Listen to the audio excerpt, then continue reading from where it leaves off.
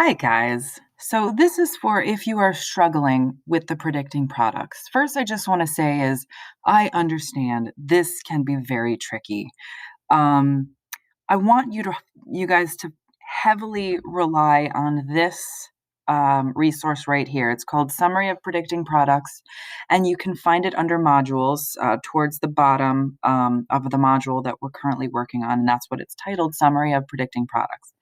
You should be you should have this with you when you are trying to predict anything. I do not expect you guys to have these memorized, which is why I'm giving them to you. So, the first thing is you need to figure out, do I have a synthesis? Is it decomp? Is it single or double replacement? Or is it a combustion? That's number one. You need to know that.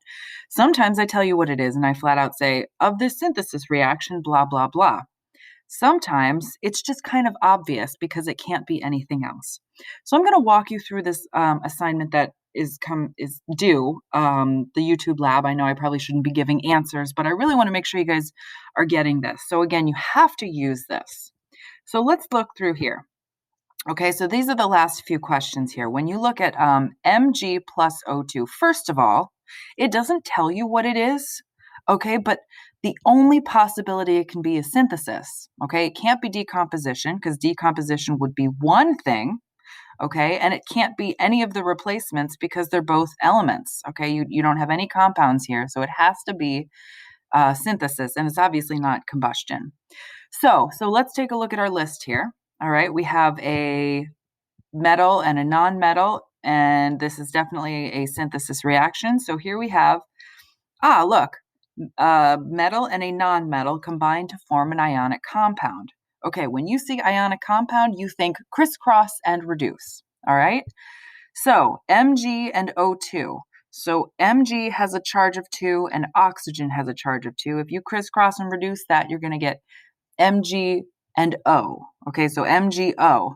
Then you would just go back and balance it. Okay, so if you've got 2 oxygens here, and you know what, let me see if I can write on this. Does this work? Yes, okay. So my product is going to be this is nice, MgO. Okay, and now to balance it, if you're gonna do the quick method, I see I have 1 Mg, but I have 2 O's. I need to have 2 O's here, so I put a 2 here, and then I go back and put a 2 there. Okay. All right, let's take a look at the next one. So it could be a synthesis reaction. It's definitely not double replacement. It's definitely not decomposition, and it's definitely not combustion. So our only two options are synthesis or single replacement. So first of all, let's see if there's anything in synthesis just that kind of matches up. We have a metal plus an acid. I don't think that's a thing, but let's just make sure. That's not this guy. It's not this guy. It's not this guy. It's not this guy. Okay, so that means it's got to be a single and double, or single or a double replacement. It's a single replacement. Okay, so it says remember charges and the activity series. Okay, again, you should have the activity series pulled up, which I actually kind of forgot to pull up. When you pull up your activity series, you need to see which one is higher up on that activity series. Whichever one is higher up, and you would look and you would see zinc is higher up, whichever one is higher up gets to be in the compound. So zinc is going to replace hydrogen, and now hydrogen is going to be alone. So zinc has a charge of 2. You'd have to actually just look that up. So Zn has a 2, chlorine has a 1, so you're going to get ZnCl2 plus, now hydrogen is a Brinkelhoff, okay? So he actually needs a 2 there. So when anything's by itself and it is a Brinkelhoff, it needs a little subscript of 2. Okay, now zinc, how do I know that zinc has a charge of 2? Well, some of the other teachers made their students memorize that zinc had a charge of 2. I didn't have you guys memorize it. I'm just telling you that. Feel free to look that up if you forget. What is the charge of zinc? It's 2. Silver is 1. Okay, so here would be our equation, and then it would want you to write the balanced. So let's just do the quick form. We have 1 Zn, 1 Zn. We have one H, but two H's here. So I'm going to put a 2 there. I know that that's kind of messy. So now I have two H's and two Cl's, and that fixes both things. So now that's nice and balanced. All right, let's take a look at reaction 3. Okay, here this is very obviously a double replacement reaction. You've got compound plus compound, okay? So when you have a double replacement reaction, again, we can go back and look. Double replacement, remember charges and activity series. You don't have to worry about activity series. This is only for single replacement reactions, okay? For double replacement, you're just going to do crisscross and reduce, okay? However, you have to remember the polyatomics. Now, I posted the polyatomics in an announcement in case you wanted that, if you couldn't find yours. So what's going to happen is these guys are going to break off. All right, so you have SO4, we have our sulfate, and we have our hydroxide. Now, sulfate, as you all still have memorized, has a charge of 2, and hydroxide has a charge of 1. Now, that's a terrible number, but there, that's a 2. Okay, now, we know that sodium has a charge of 1. I'll put that there, okay? We don't know what the charge of copper is until we calculate it, because copper is a transition metal. So, okay, remember the formula is the charge of the polyatomic times how many there are. Now, there is only one sulfate.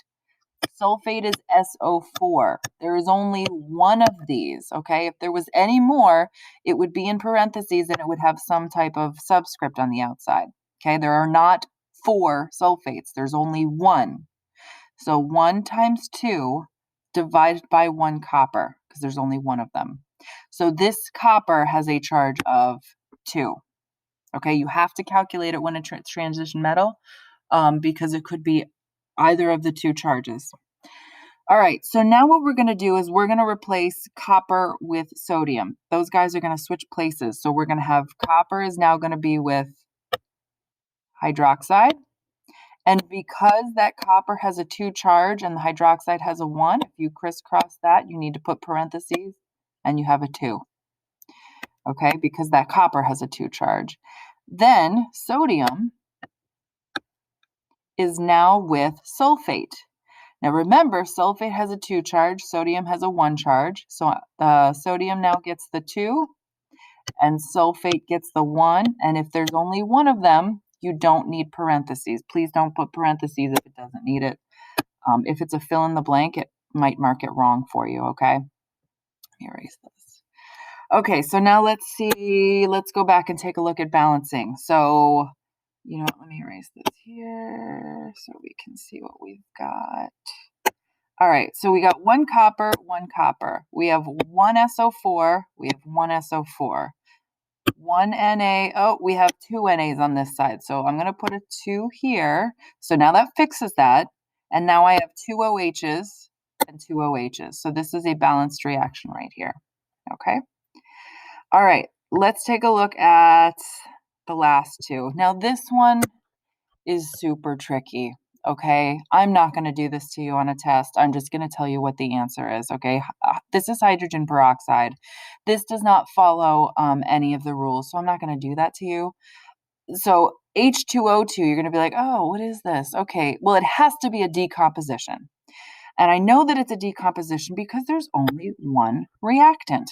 Okay, so if I look at decomposition, it's not a binary ionic compound. I guess you could call it an acid. It kind of is. So when it's heated, it decomposes into water and a nonmetal oxide. So this is as close as you're going to get for this one.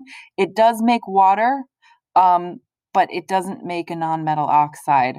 Hydrogen peroxide decomposes into water. And no, that's not right. And O2. What is that? And O2.